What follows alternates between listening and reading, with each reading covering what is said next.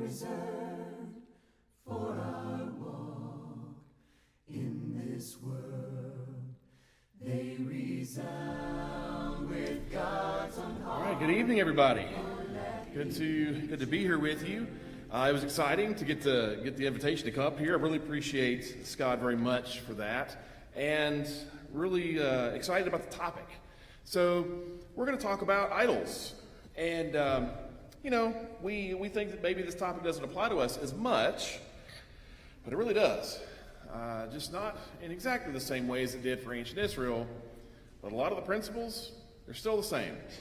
Right? So when I was in graduate school, I had a classmate, my roommate. His name was Rowan Crown.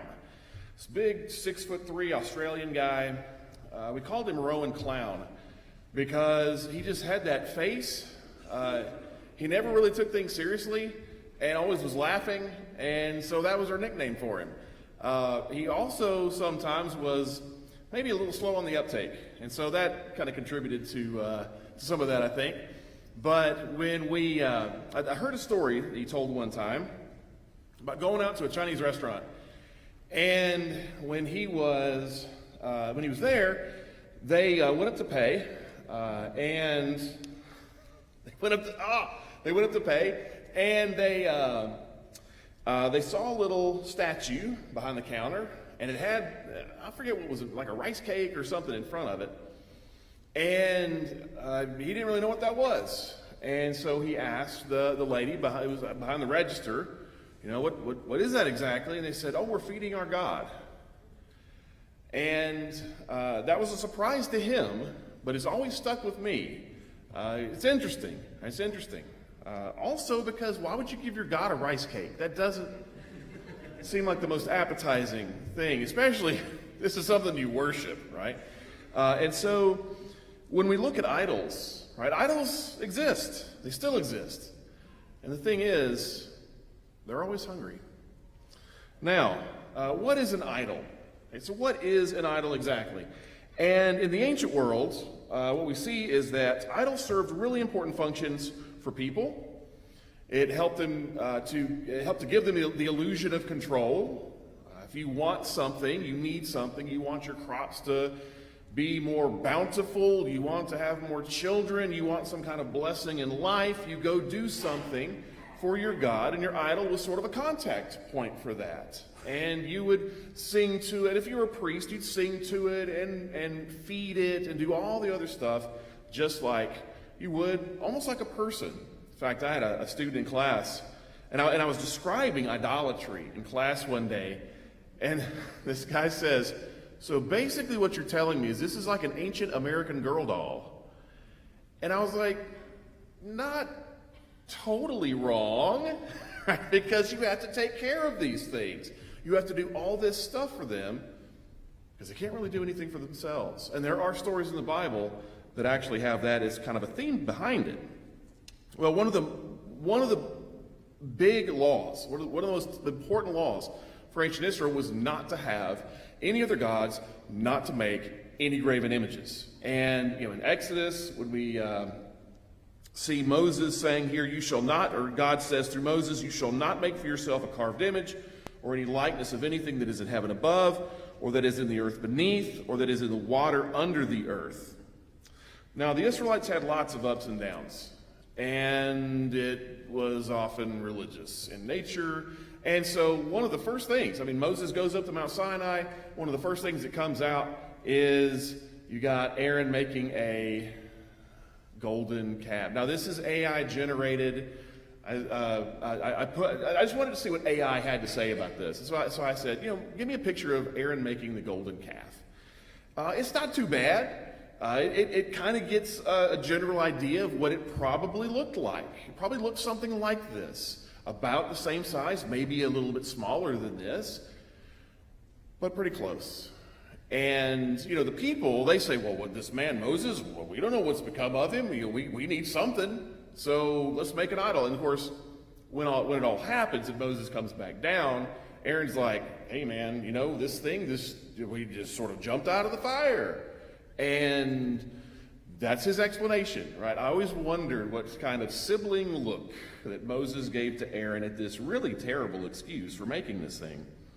So after this, but this is going to echo throughout the Old Testament, because a little bit later, right? You've got in Exodus 32, verse 4.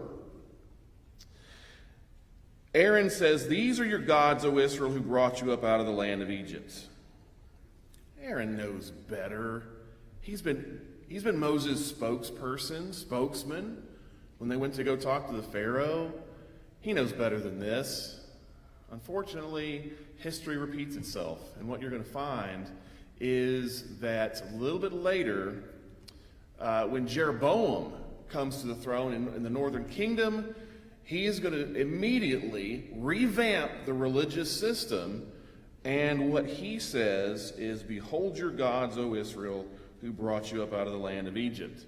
Now, if you're a really observant Bible reader, you're going to notice there are times when the text sort of repeats itself or echoes something that you saw before. That's not a mistake. That is intentional. When we're reading through 1 Kings, if we're reading the Bible for the very first time, reading it cover to cover like it's the first time we're seeing it, first time novel, we come across Jeroboam's story and we see this, we say, "Oh, we've been here before. And I have a pretty good idea it's not going to work out any better than it did the last time." Well, Israel did struggle with idolatry throughout its history, right? There were ups, there were downs, and there were some good moments when they did follow God's commands. And so in Deuteronomy 7, verse 5, we've got God's basic commands to them. He says, "Thus you shall deal with them. You shall break down their altars and dash in pieces their pillars and chop down their asherim and burn their carved images with fire." Sometimes they did this, sometimes they didn't. In the conquest, they seem to have done a pretty decent job of this. And through archaeology, we actually have evidence of it. So if we were to go to the ancient city of Hatzor, which in Joshua is called the head of all those kingdoms, because it was so large, it was over 200 acres in size. And for a lot of us today, that may not seem very big. I mean, there are people around here, I'm sure, who have a farm that's 200 acres. That was a massive city in antiquity. The average city was maybe 10 acres in size. So you're talking about a city that's 20 times larger than the average. This is the New York City or the Los Angeles of ancient Canaan. And what the Israelites do when they get there is they conquer it, and they treat the idols the way they should be treated. So you've got statues that were found like this one. It's some kind of seated figure. Could be a king, could be a god. We're not entirely sure, but it has been beheaded. You find other examples of Egyptian statues that were destroyed because this is what God's people are to do to these things. To grave an image, to carved images, things that could be used as idols or be used in the process of worship. You find other things. There were other statues. You can still, after the excavators brought them out of the ground, you could still see the tool marks on them where they were hacked up by the Israelites in antiquity. So this is the treatment that these things deserve. Unfortunately, this was not always the case, and Israel did have ups and downs. You have in the book of Judges, you've got the example of Israel says, doing what was evil in the sight of the Lord. They served the Baals. They abandoned the Lord, the God of their fathers, who had brought them out of the land of Egypt. They went after other gods, from among them the gods of the peoples who were around them, and bowed down to them. And they provoked the Lord to anger. They abandoned the Lord, served the Baals and Ashtaroth. All right, so this is a low point in ancient Israelite history. And they did have religious reforms from time to time, but they really were never terribly effective. You know, so this king took down a few high places. That king smashed a few altars. This king did a little bit of reform, but it really never took root, right? It's not until after the exile that it really seems to purge Israel of their love of idols and love of pagan worship. Well, there are all kinds of things that we could look at here. We've got pictures of Baal. Here, those just small figurines. Idols typically aren't that impressive. Well, idols are never, ever really impressive. But I'm talking about the ancient ones, okay? You know, they're usually quite small, maybe just a few inches tall. You've got a picture of Asherah. This is a goddess that comes up in the biblical text from time to time. There's El. This is Baal's father. He's in Chicago right now in a museum. And so, again, you know, when I first saw this statue, I was like, oh, look at this little statue. And, oh, that's Baal's dad. Oh, he's supposed to be an important guy, and he's only about, you know, that tall. So idols typically weren't terribly impressive in size or anything like that. You had others that were Canaanite. You know, here's a bull figurine that predates the Israelites coming into the land. But you had these kinds of things that were used in worship, right? Used as contact points for the divine, and parts of Canaanite worship that the Israelites struggled with for so much of their history. Now, what we know is that idols aren't all they're cracked up to be, right? So this is in the ancient world as well as today. So when we get to the time of the major prophets, the time of the prophets, pagan idolatry, pagan worship is everywhere, right? And you've got all kinds of examples of it. So you've got things like this altar that was found at the city of Beersheba, and this is in the museum in Israel, in Jerusalem. And if you look really closely, there's lots of things that make this illegal. First of all, it's made out of shaped stones, which is against the law. Then you've got things like those little squiggly lines. Those are serpent symbols. Those are also against the law. Those are symbols of the goddess Asherah, which I just showed you a minute ago. She's only about that big, so, you know. But you have all kinds of things. You go to the city of Dan, and you've got, here's the altar in its reconstruction at the city of Beersheba. You can see about how tall it is. And then you've got a high place at Dan. This is totally illegal. People would go up here, and you can see the wire frame, the metal frame of the altar. It's really big, about 6 feet tall. So you would go up these steps, and you put your sacrifice up there, and you would burn it. And there's a little stairway that goes up, and that's pretty much where the high place would be, and there'd be a statue of the idol right there. All right, that's how you would conduct your worship. You have other things that you would do. When you would go into the city, you'd have little shrines that would be parked by city entrances. And so you would go through gates, and you would find something like this, where you've got a little shrine, and you can see there's about 5 stones there. And those represent the Canaanite gods. Sometimes it's less than 5, sometimes more.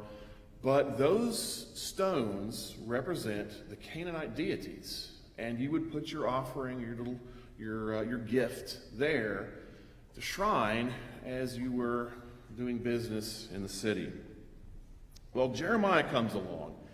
And Jeremiah is called to be a prophet sometime around 626 BC. Northern kingdom has been gone for almost 100 years.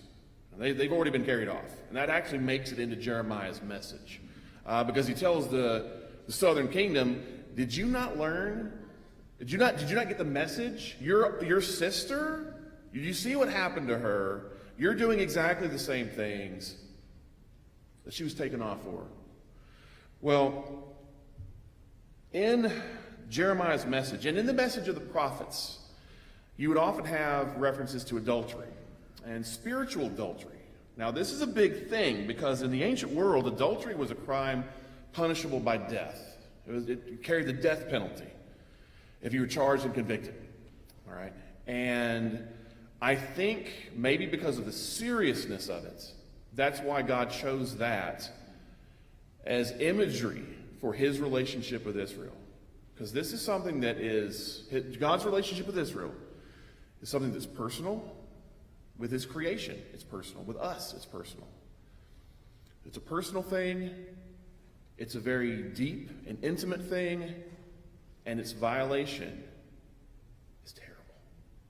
So adultery is the strongest image that you can think of to describe the violation of the covenant. Going after another god, it's like being married and chasing after some other lover.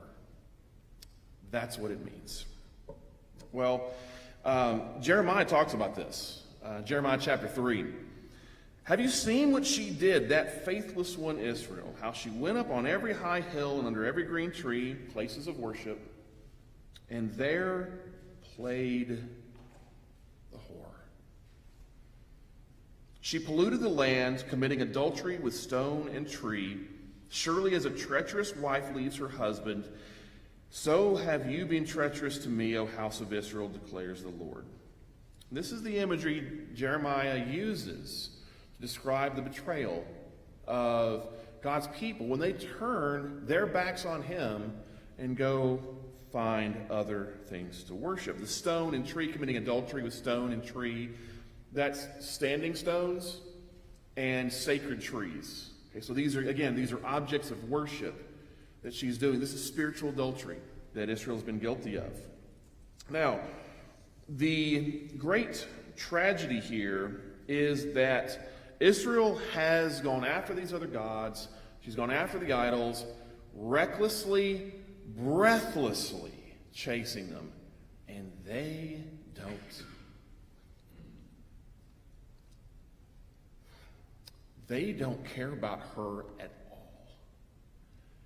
Kind of like what lovers do when you find adulterous situations.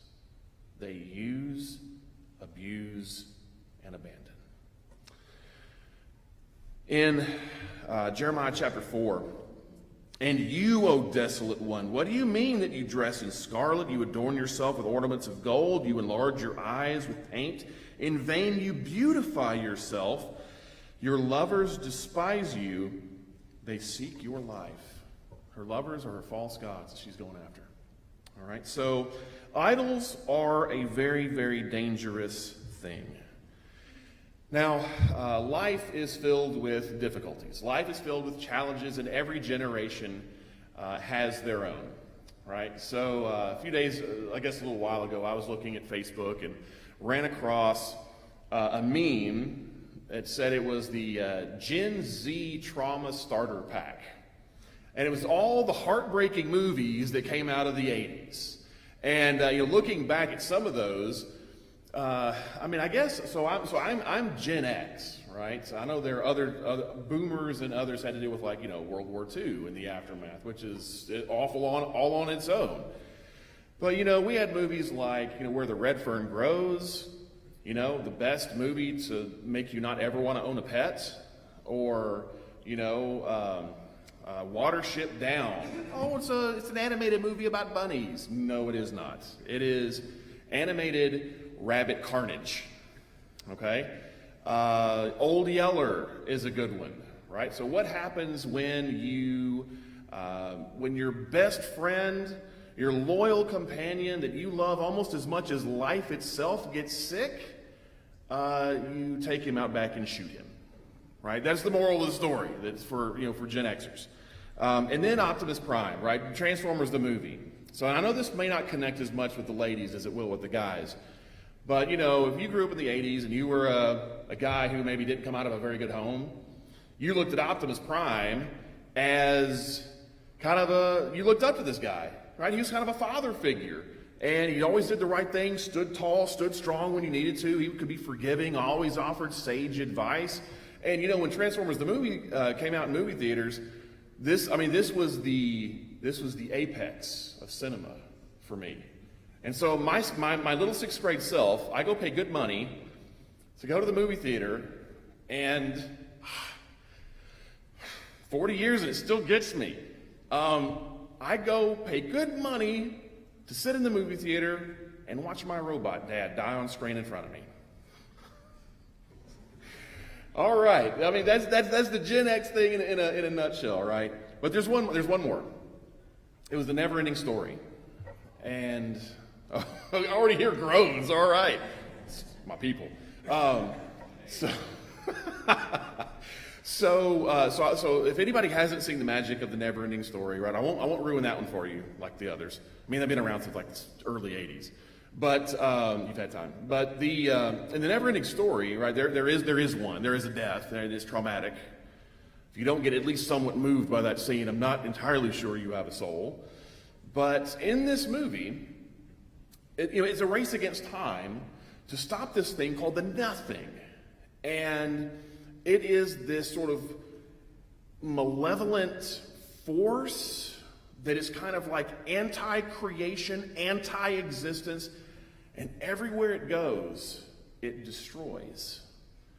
And the interesting thing is, that's kind of what idols do spiritually in our lives. In fact, one of the things that is a favorite description of idols by the biblical writers in the Old Testament is nothings. So there's three basic words that are used for this in the Old Testament. This is the biblical terminology. First one is hevel.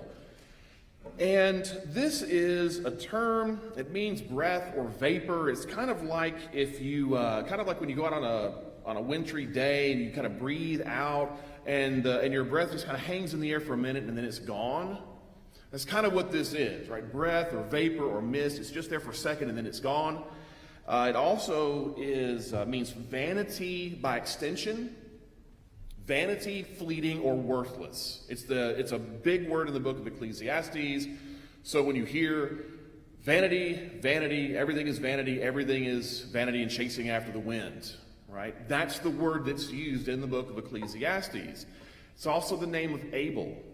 Now, so if you go to Genesis chapter 4, this is his name because here's this righteous guy. He pleases God. He's awesome. And he's only there for a few verses because the brother kills him for it. Fleeting. Breath, wind. This is the word used to describe idols because they don't have any substance. They don't have any weight. They are useless. They are worthless. The second thing we see is gilulim, or dung things. That doesn't really need a lot of explanation, but you kind of get what I'm going at here. The last thing is elilim, and that basically means non-gods or nothings. El, the first part of it, you guys know what that is. I mean, it's the Hebrew word for God, Elohim, right? Same thing, except this is a non-God. This is a nothing, because that's what it is. That's really what it's good for. Except, well, maybe. Idols are good for one thing: ruining your relationship with your Maker. So what's the danger? What's the danger of idols? Jeremiah, in Jeremiah chapter 10, he is going to talk about the worthlessness of idols. So in Jeremiah 10, verses 3 to 5, he says, "A tree from the forest is cut down and worked with an axe by the hands of a craftsman. They decorate it with silver and gold. They fasten it with hammer and nails so that it cannot move. Their idols are like scarecrows in a cucumber field. They cannot speak. They have to be carried, for they cannot walk. Do not be afraid of them, for they cannot do evil, neither it is in them to do good." So again, idols are good for one thing, and that is offending your Creator. Well, God very clearly has a hostile reaction to these things, a hostile reaction to idols and false gods. In Exodus 34, 14, he says, "For you shall worship no other God, for the Lord whose name is jealous is a jealous God." All right, so some people misunderstand this. They think jealousy in the term of human jealousy, right? Because human jealousy is tainted with all kinds of things. Pride, selfishness, we overreact. There's all kinds of ways that we sort of corrupt this. There is, though, the possibility of a righteous jealousy when it is appropriate, when it is good and right to have this kind of reaction. And I'll give you some examples here. Good jealousy, righteous jealousy, God's jealousy is something that guards and protects what is sacred. When we demonstrate jealousy, it's usually to show some kind of possession. God's is kind of the same way, except that it's free from being tainted by any kind of sin or unrighteousness. I'll give you an example. All right. So you go out to dinner with your spouse one night, and I'll say, so we'll talk to the guys first. So guys, go out to dinner with your lady, and you excuse yourself for a moment. Sorry.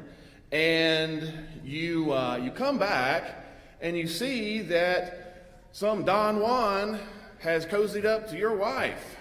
And so what do? Well, my initial reaction, I think the reaction of most people is, pardon me, sir, I think you have business elsewhere, right? You're gonna go ahead and leave right now, right?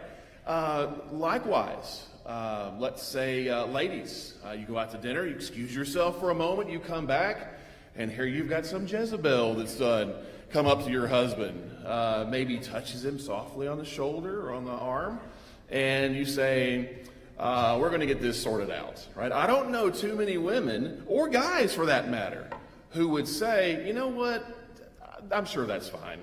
I'm sure that's okay. They probably just know each other from high school or something. No, right? Because, and it is a good and right response to recognize this as a threat. Because you've made a promise. You've made vows to your spouse that are good and sacred. And you see something else coming in to take what does not rightfully belong to them. That is what idols do. Idols do exactly this. Idols will jeopardize your relationship with God. And it is good and right that he responds the way that he does, because he is reacting against something that is putting his beloved, chosen people in danger. Eternally. All right. Well, what kind of idols are there out there?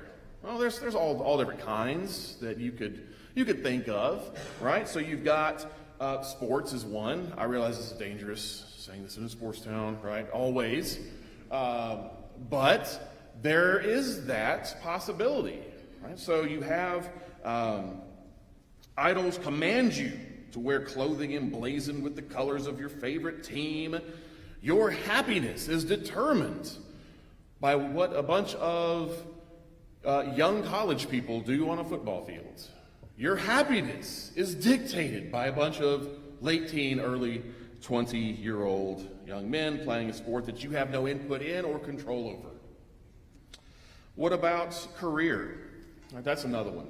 So a lot of career-minded people allow this one to dictate how they spend their time. Now work is not a bad thing at all, because in Genesis 2:15, one of the first things that God does is he puts Adam to work.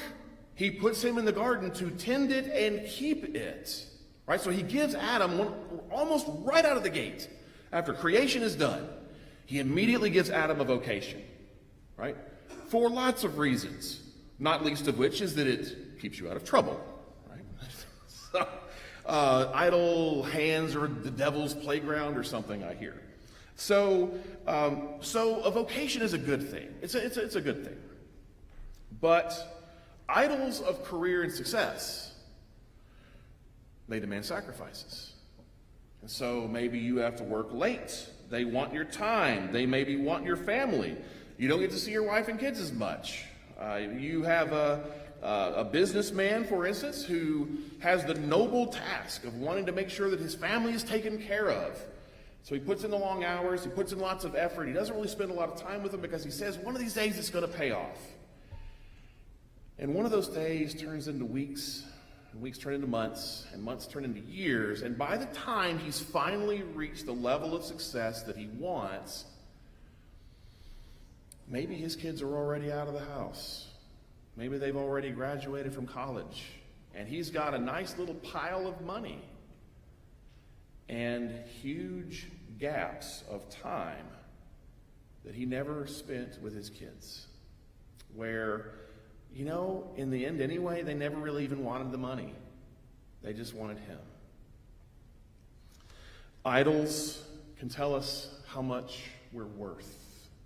So if you want the idol of social media approval, it will indoctrinate you into the belief that your worth as a person is determined by how many likes, loves, smiley faces, and the absence of frowny faces, crying faces, and angry faces on the posts that you make and the videos you put out.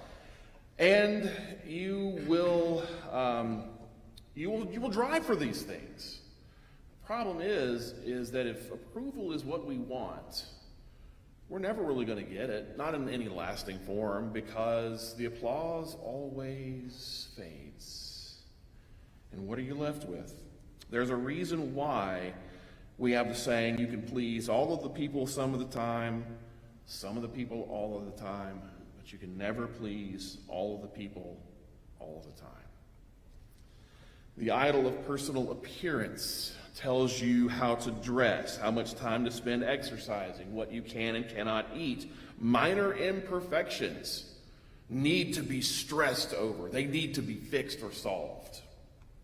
The idol of good parenting says that you take ownership of your child's choices and personal responsibility for their successes and failures. Their performance determines your worth as a parent and consequently as a human being.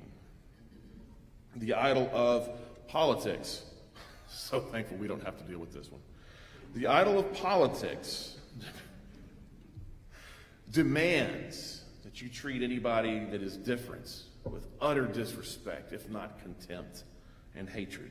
Anybody, anyone, friends or family, if they don't agree, they're not worth your time.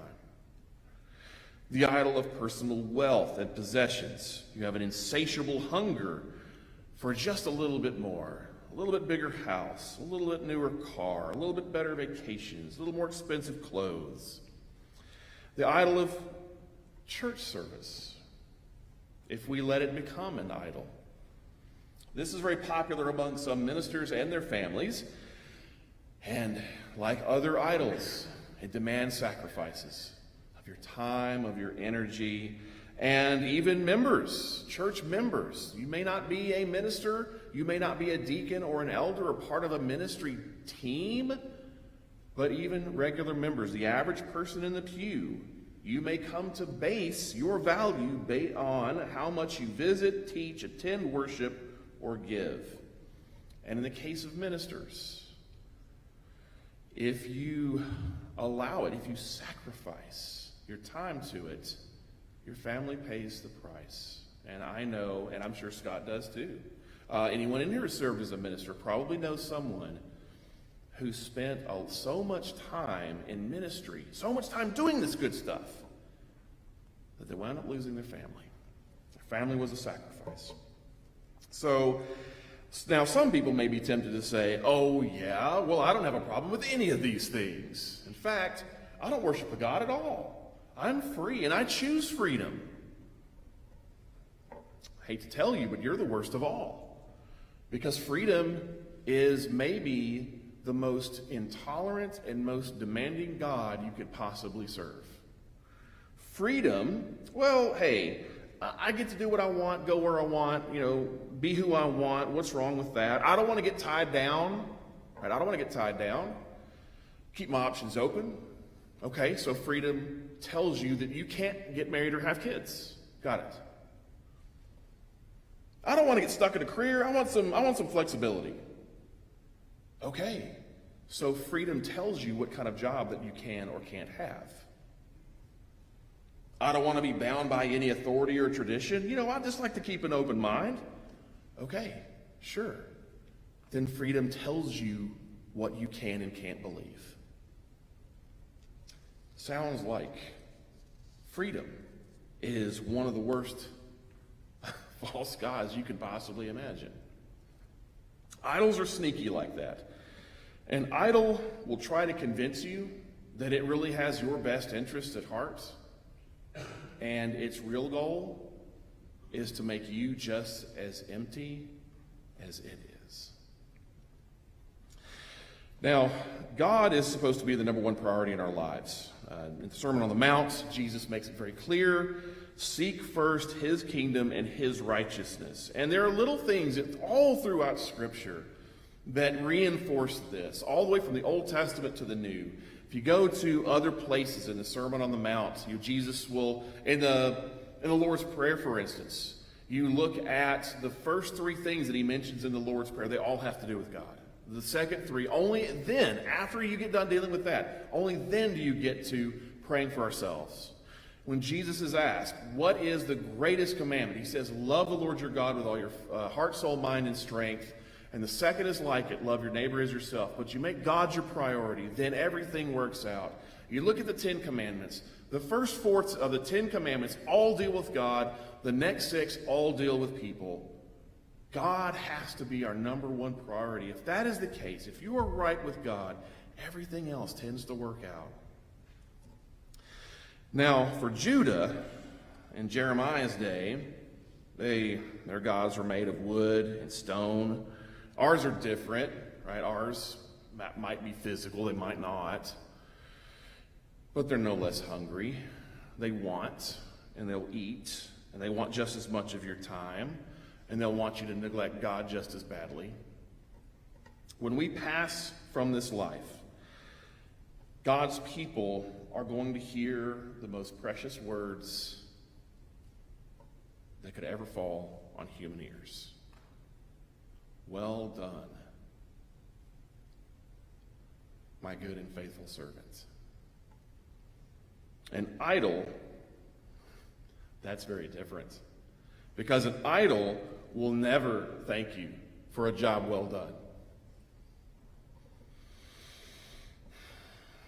It will only ever criticize you for a job never done well enough. Idols have an insatiable hunger that you will never be able to satisfy. Idol of career, you'll never be able to work enough late nights. Idol of applause, approval, the applause always fades. Idol of wealth, you can never make enough money. There's always going to be another dollar to chase. It's kind of like John D. Rockefeller one time was asked, how much is enough? This is a guy who is, one of the richest men in the history of human civilization. How much is enough? You remember his response? Just a little bit more.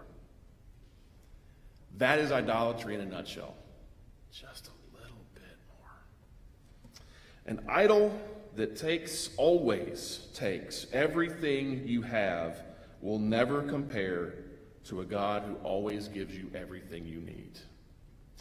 Now, on a Wednesday night like this is usually the roll call of the faithful. But if there is anyone here tonight who needs to make a response to the gospel, if there's anyone here tonight who needs to commit their lives to Christ, maybe for the very first time, maybe you need to recommit your life to Christ because you spent some time away from him. Either way, this is a time of helping, and we would love to be able to do anything that we can. I know Scott is here. We have elders in attendance, I'm sure. There's anything that we can do to be a help to you.